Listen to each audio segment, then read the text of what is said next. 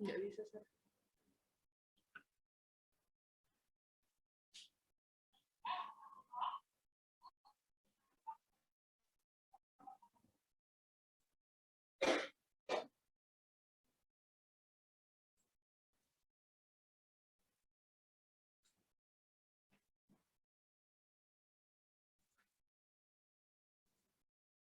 Nggak bisa slideshow. Nggak apa-apa, Pak. Nggak bisa slideshow.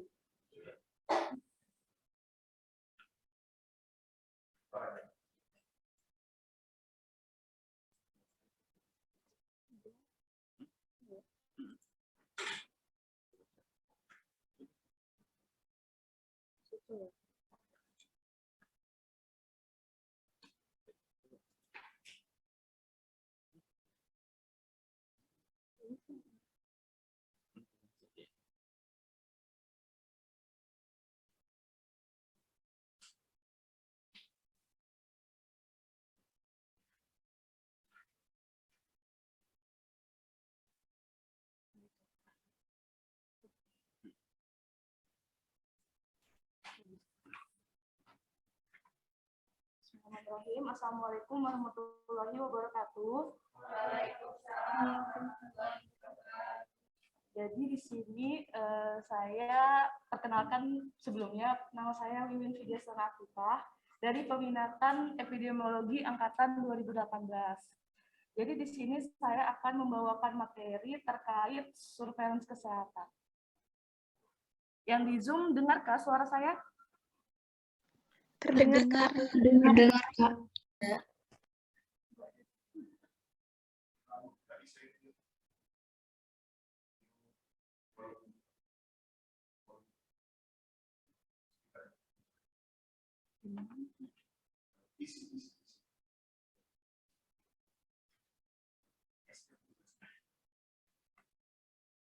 Ini Pak ya. Yang di Zoom terdengarkah suara saya? Terdengar, Kak.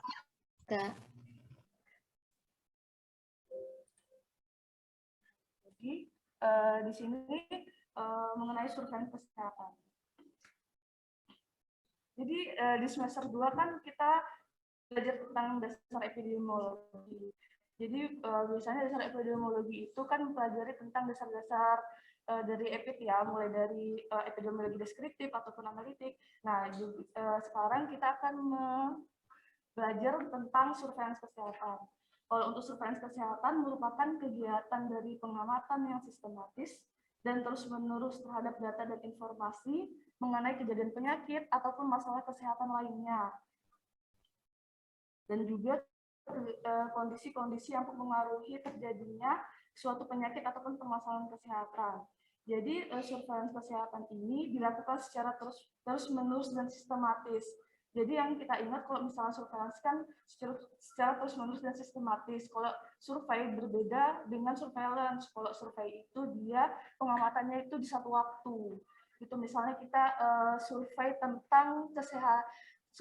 tentang kesehatan penduduk di tahun misalnya 2010. Nah, itu di satu waktu aja kan. Nah, kalau surveillance ini biasanya dilakukan secara terus-menerus, misalnya di tahun 2010, 2011, 2012 itu sampai sekarang itu dilakukan secara terus-menerus gitu. Nah, kalau untuk kegunaan dari surveillance ini kan itu untuk memperoleh dan memberikan informasi guna mengarahkan tindakan pengendalian dan penanggulangan secara efektif dan efisien. Jadi surveillance ini dapat dilakukan sebagai bahan pertimbangan program dalam upaya pengendalian dan penanggulangan suatu penyakit ataupun permasalahan kesehatan lain. Nanti akan dijelaskan di slide selanjutnya permasalahan kesehatan apa dan penyakit apa saja yang masuk ke dalam kegiatan surveillance. Selanjutnya yaitu tujuan dari penyelenggaraan surveillance yang pertama, yaitu dengan adanya surveillance, kita tersedianya informasi mengenai situasi, kecenderungan penyakit, dan faktor risiko, serta masalah kesehatan masyarakat dan faktor-faktor yang mempengaruhinya sebagai bahan pengambilan keputusan. Jadi tersedianya informasi mengenai situasi kondisi ini dimaksudkan kepada kegiatan surveillance yang secara terus-menerus tersebut. Jadi misalnya surveillance kan biasanya di puskesmas itu surveillance itu dilakukan setiap minggunya ataupun setiap bulannya gitu. Jadi dengan adanya surveillance ini kan informasi yang mengenai situasi dan kecenderungan penyakit itu selalu tersedia gitu. Selanjutnya yaitu terselenggaranya kewaspadaan dini terhadap kemungkinan terjadinya KLB atau wabah dan dampaknya. Nah, terselenggaranya kewaspadaan dini ini kan surveillance yang tadi secara terus-menerus dan sistematis itu kan dapat dilihat bahwa tren penyakit itu apakah cenderung meningkat ataupun menurun. Jadi kan kalau misalnya KLB wabah kan nanti kita belajar, jadi dengan adanya surveillance itu jadi kita dapat mengetahui apakah suatu penyakit itu meningkat jumlah penderitanya atau tidak itu. Selanjutnya itu terselenggaranya investigasi dan penanggulangan KLB dan wabah. Nah, hal ini juga sebagai langkah investigasi dan penanggulangan KLB wabah. Nanti akan dijelaskan di materi KLB wabah itu bagaimana surveillance-nya. Selanjutnya itu sebagai dasar penyampaian informasi kesehatan kepada para pihak yang berkepentingan sesuai dengan pertimbangan kesehatan. Berikutnya yaitu pengertian dari penyelenggaraan surveillance kesehatan. Jadi penyelenggaraan surveillance kesehatan itu dilakukan melalui tahap-tahap mulai dari pengumpulan data, analisis data, dan diseminasi informasi sebagai satu kesatuan yang tidak terpisahkan untuk menghasilkan informasi yang objektif, terukur, dapat diperbandingkan antar waktu, antar wilayah, dan antar kelompok masyarakat sebagai bahan pengambil keputusan. Nanti akan dijelaskan bagaimana tahap-tahap dari kegiatan surveillance, mulai dari pengumpulan data, pengolahan data, analisis data, dan diseminasi. Jadi untuk menghasilkan informasi yang objektif, terukur, dan dapat diperbandingkan itu maksudnya dengan kegiatan surveillance yang dilakukan secara sistematis dan terus-menerus. Jadi kita dapat membandingkan nih misalnya surveillance di puskesmas A dan surveillance yang di puskesmas B. Apakah misalnya surveillance di puskesmas A ini terjadi tren peningkatan penyakit misalnya DWD. Kalau misalnya yang B ini tidak terdapat, berarti kan kita dapat membandingkan nih antar wilayah. Kalau antar waktu itu misalnya di bulan Januari itu terjadi peningkatan kasus DWD misalnya berapa jumlah insidensi penyakitnya gitu kan. Nah, selanjutnya yaitu tadi kan ada pengumpulan data, pengolahan, analisis, dan diseminasi. Kalau untuk pengumpulan data ini dibagi menjadi dua, yaitu pengumpulan data secara aktif dan pasif. Kalau untuk pengumpulan data secara aktif ini dilakukan dengan cara mendapatkan data secara langsung dari fasilitas pelayanan kesehatan, masyarakat, atau sumber data lainnya melalui kegiatan penyelidikan EPID, surveillance aktif puskesmas atau rumah sakit, survei khusus, dan kegiatan lainnya. Nah, kalau untuk pengumpulan data secara aktif ini biasanya kita melakukan pengumpulan data secara langsung ke masyarakat ataupun dari surveillance aktif yang dilakukan oleh puskesmas atau rumah sakit. Berbeda dengan pengumpulan data secara pasif. Pengumpulan data secara pasif dilakukan dengan cara menerima data dari fasilitas kesehatan, masyarakat, atau sumber data lainnya dalam bentuk rekam medis, buku register pasien, laporan data kesakitan atau kematian, laporan kegiatan, laporan masyarakat, dan bentuk lainnya. Nah, pengumpulan data secara pasif ini biasanya itu kita mengambil data sekunder atau data yang sudah tersedia di fasilitas kesehatan ataupun bentuk-bentuk lainnya seperti rekam medis yang tadi disebutkan gitu.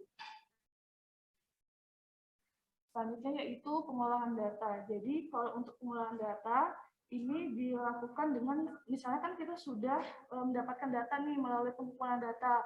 Bagaimana cara kita mengolah data itu dapat berbentuk tabel, grafik, dan peta menurut variabel. Misalnya variabel golongan umur, jenis kelamin, tempat dan waktu, atau berdasarkan faktor risiko tertentu gitu. Setiap variabel itu disajikan dalam bentuk ukuran epidemiologi yang tepat, misalnya rate, ratio, dan proporsi. Kemarin sudah belajar yang tentang pengukuran EPID kah? Yang rate, ratio, proporsi?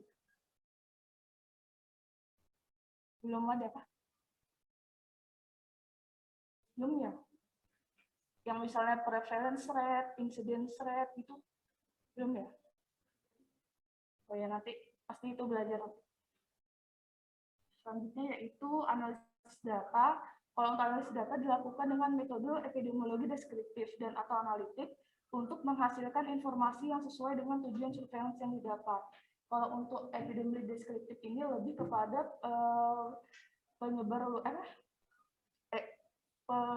mendeskripsikan menurut waktu tempat orang kayak gitu. Kalau untuk analitik itu untuk mengetahui hubungan antar variabel biasanya, variabel penelitian gitu.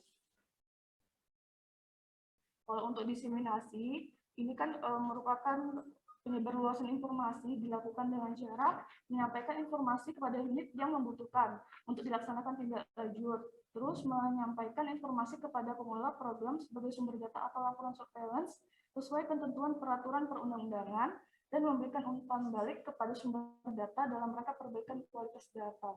Jadi diseminasi ini merupakan hasil akhir dari surveillance. Jadi jika kita sudah menerima informasi, terus kita sudah mengolah data dan menganalisis, data yang sudah tersedia ini mau diapakan itu dilakukan dengan cara diseminasi kepada pihak penyelenggara ataupun pihak yang berkepentingan gitu. Sebagai dasar program penanggulangan penyakit ataupun kesehatan.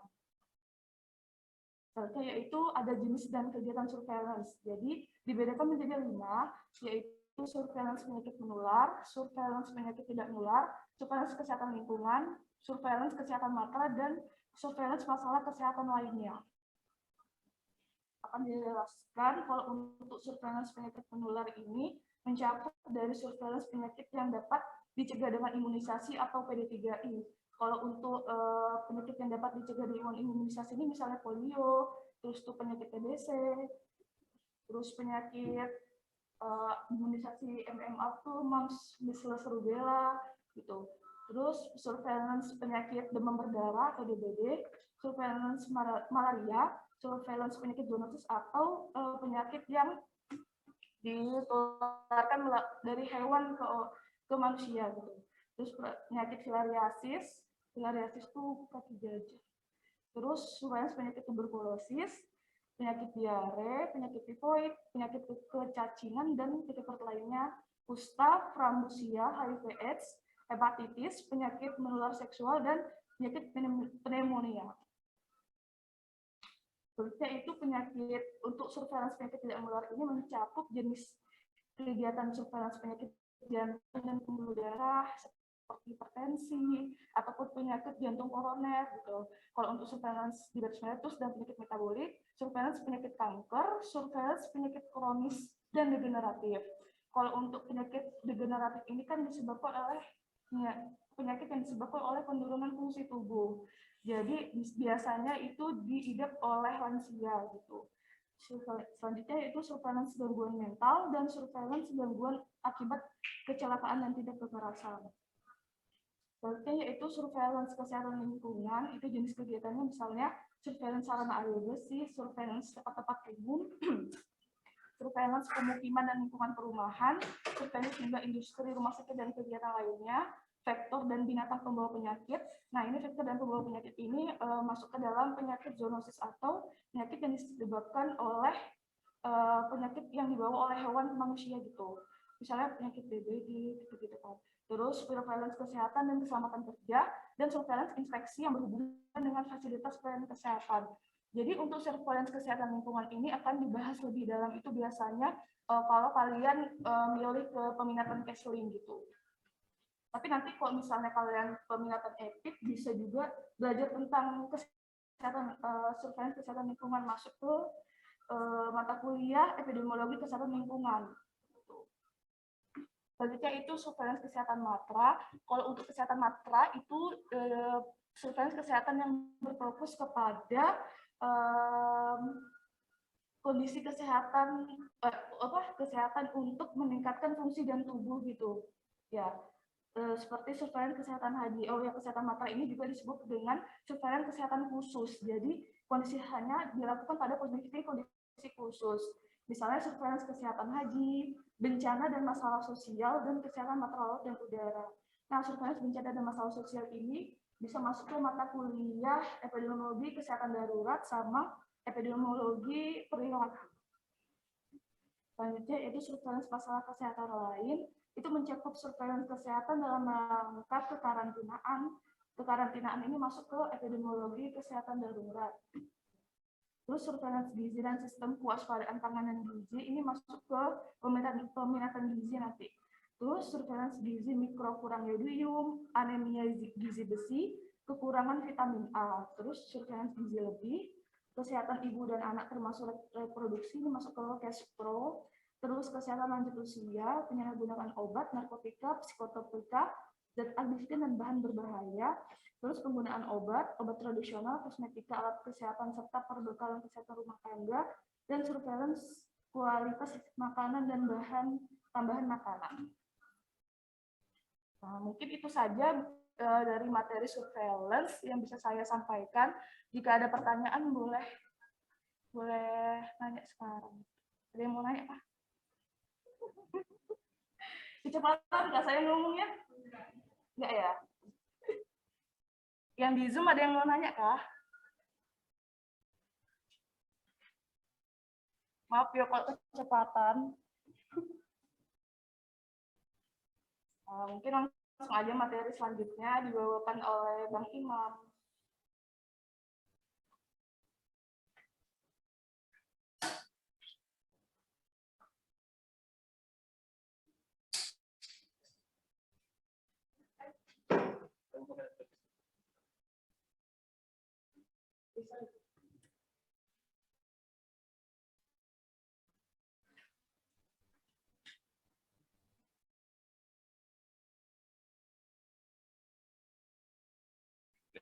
Assalamualaikum warahmatullahi wabarakatuh. Oke, jadi nanti kalau misalnya di tengah-tengah ada yang bingung atau misalnya kurang jelas, langsung bilang aja ya. Oke, yang di Zoom juga begitu. Ya, bismillahirrahmanirrahim. Sebelumnya perkenalkan, nama saya Muhammad Utama dari kelas yang sama dengan Kak Wiwin di EPIT 2018. Oke, mungkin sebagian ada yang sudah kenal, sebagian ada yang belum apa. Kita masuk ke KLB. Kejadian luar biasa. Kalau mendengar pertama kali KLB, apa yang dipikiran kalian? Coba salah satu. COVID, pandemi. Oke, berarti pertama kali mendengar KLB kapan? Pandemi ini Sekarang, Bang. Oke, jadi istilah KLB ini tidak hanya ditetapkan pada saat COVID ini berlangsung, tetapi sudah sejak tahun sekian undang-undangnya ditetapkan, itu ada namanya KLB. Jadi untuk KLB, endemi, pandemi itu nanti ada beda sendiri pengertiannya, jadi jangan disatukan ataupun dibalik-balik. Oke, kita masuk untuk definisi. Jadi untuk KLB itu adalah timbulnya atau meningkatnya kejadian kesakitan dan atau kematian yang bermakna secara epidemiologi pada suatu daerah dalam kurun waktu tertentu dan merupakan keadaan yang dapat menjurus pada terjadinya wabah. Jadi ketika di suatu daerah terjadi peningkatan kasus ataupun kematian ataupun kesakitan tadi, dan itu dalam kurun waktu tertentu. Nah, ini fungsinya tadi dari surveillance. Ketika dalam kurun waktu surveillance setahun, misalnya kita mengambil malaria. Malaria itu terjadi ketika hujan, musim hujan. Jadi ketika musim hujan, dia meningkat, itu adalah waktu-waktu tertentu, dalam kurun waktu tertentu dan tempat tertentu di satu daerah, surveillance-nya berjalan masalah malaria tadi, ketika dia meningkat perlu diwaspadai akan terjadinya KLB tadi. Ketika sudah terjadi KLB maka perlu dilaksanakan beberapa kegiatan untuk investigasi wabah serta penanganan lainnya untuk mencegah terjadinya wabah yang menyebar ke wilayah-wilayah lainnya. Oke, kita lanjut. Ya, jadi ini beberapa, atau tadi masih mencatat. Bisa dicatat dulu. Mungkin yang pakai Zoom ini di screenshot aja kali ya. Oke, nanti kalau misalnya dikirimin filenya. Oke, baik, selanjutnya terkait wabah, epidemi, pandemi, dan endemi.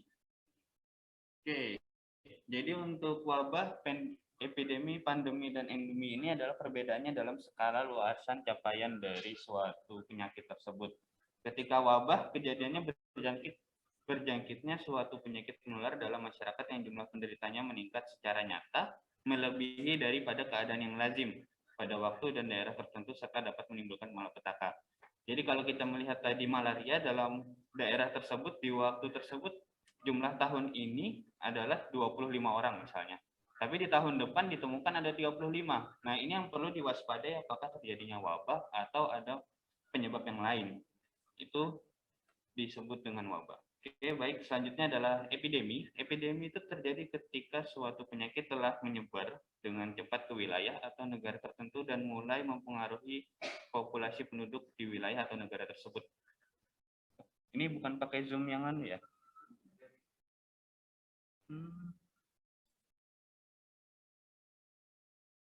Sisa 10 menit ya. Selesaikan yang ini dulu nanti diganti. Oke, jadi untuk wabah tadi misalnya adalah di suatu wilayah, suatu kota, kelurahan atau kecamatan, ketika epidemi ini berlangsung sudah di antar provinsi dan dalam satu negara bisa jadi untuk epidemi tersebut. Ketika pandemi yang terjadi saat ini adalah secara global. Jadi tidak hanya di satu negara tapi sudah melintasi wilayah geografis dari satu negara ke negara lain. Jadi ketika disebut pandemi global ya sebenarnya tidak perlu ditulis global lagi. Pandemi aja sudah cukup kalau dia seluruh dunia. Kemudian dia dikatakan endemi adalah ketika suatu penyakit itu sudah menjadi karakteristik atau selalu ada di daerah situ. Kayak DBD adalah salah satu endemi di wilayah Kalimantan Timur. Jadi DBD itu bakal selalu ada di Kalimantan Timur. Kenapa? Karena hutan hujan tropis sarangnya nyamuk memang. Jadi ketika sudah menjadi selalu ada tiap tahunnya dan walaupun pelaksanaan eradikasi dan eliminasi lainnya tidak berlangsung ataupun berhasil, walaupun sudah dicoba berbagai macam, itu sudah menjadi seperti endemi atau ciri khas penyakit yang muncul dan menjadi karakteristik di wilayah tertentu. Penyakit ini akan selalu ada di daerah tersebut, namun dengan frekuensi atau jumlah kasus yang rendah. Nah, selalu ada, cuma tidak tinggi. Jadi kalau yang endemi juga lainnya itu malaria di daerah timur. Di situ selalu ada malaria, tapi tidak pernah tinggi. Jadi orang-orang di sana sudah punya kekebalan ataupun sudah tahu pengobatannya yang tepat. Jadi dia tetap kena malaria, tapi tidak pernah terlalu tinggi. Itu ketika terjadi endemi. Lanjut. Nah, jadi untuk penetapan KLB ini ada di Permenkes nomor 1501 Menkes tahun 2010 tentang jenis penyakit menular tertentu yang dapat menimbulkan wabah dan upaya penanggulangannya. Jadi untuk dikatakan KLB itu tidak semua penyakit disebut KLB, tapi di sini ada beberapa contohnya terlebih dahulu. Nanti ada kriteria tertentu yang menyebabkan suatu penyakit dikatakan sebagai KLB.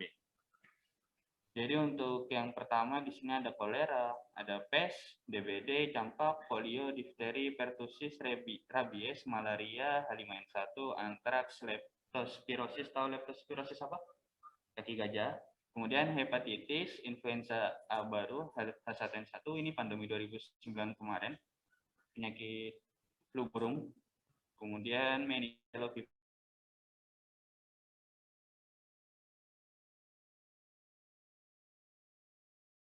KLB.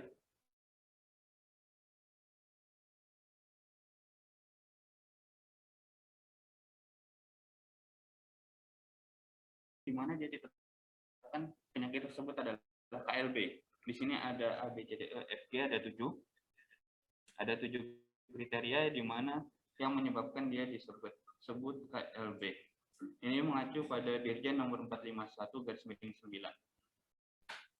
Oke, yang pertama timbulnya penyakit menular yang sebelumnya tidak ada atau tidak dikenal. Contohnya gimana, Kak? Ketika kita melihat SARS, MERS, H5N1, COVID-19 itu kan semua sebelumnya tidak ada. Jadi dia dikatakan KLB ketika timbulnya penyakit yang baru tadi. Nah, itu masuk kriteria pertama. Kriteria kedua, peningkatan kejadian penyakit atau kematian terus-menerus selama 3 kurun waktu berturut menurut jenis penyakitnya, per jam, per hari, per minggu. Nah, ini juga termasuk per bulan dan per tahun. Jadi ketika kita melihat penyakit apa nih contohnya? Yang dalam waktu dekat itu biasanya adalah keracunan.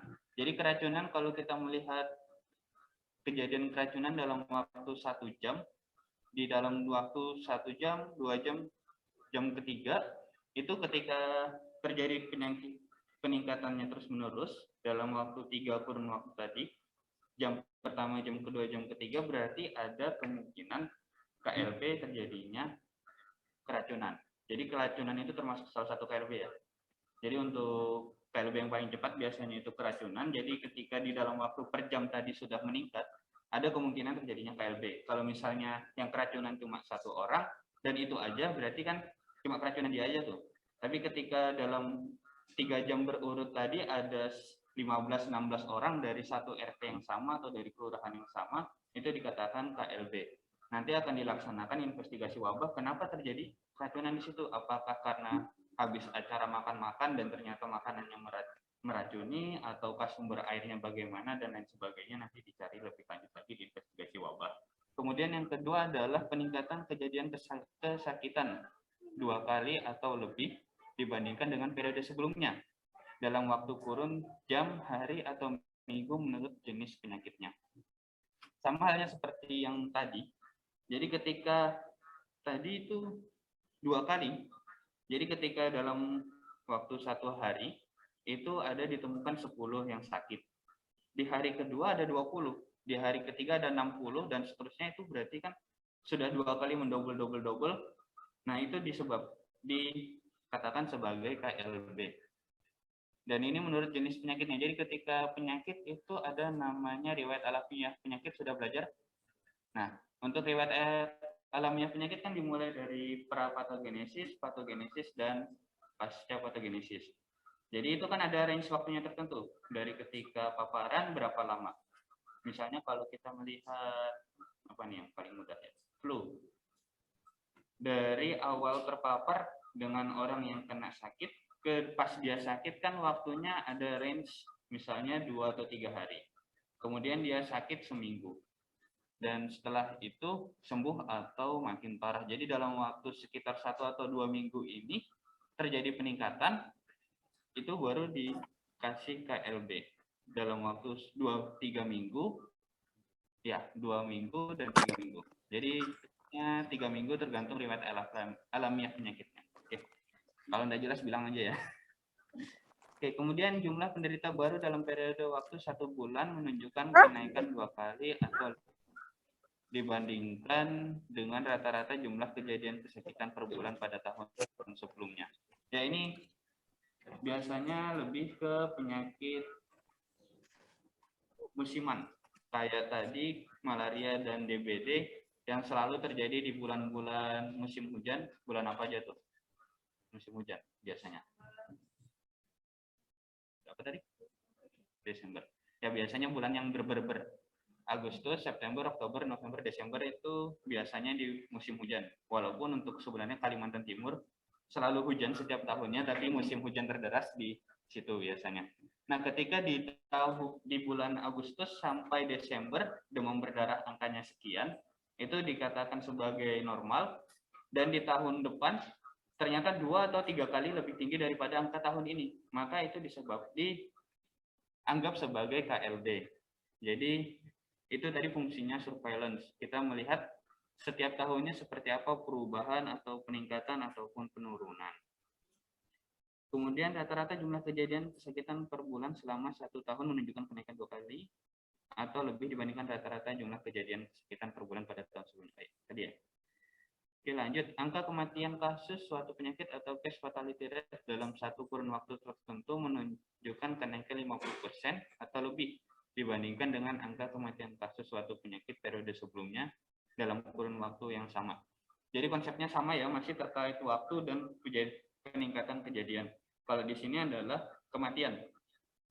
Kalau penyakit yang sebelumnya angka kematiannya sekian persen, di sini meningkat 50%, maka disebut dengan KLB. Kemudian yang terakhir adalah angka proporsi penyakit atau proportional rate penderita baru pada suatu periode menunjukkan kenaikan 2 kali atau lebih dibandingkan 1 periode sebelumnya dalam kurun waktu yang sama. Proportion rate, angka proporsi penyakit. Ngerti enggak maksudnya gimana? Kasih tahu enggak ya? Rate, rasio, dan proporsi. Mana? Kalau segitiga epidemiologi kalian tahu? Ada apa aja?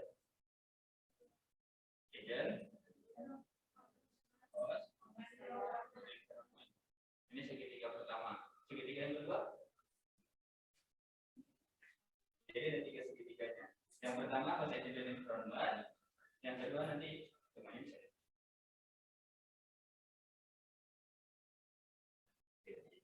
Nanti masa jeda front, terus yang segitiga kedua ada namanya waktu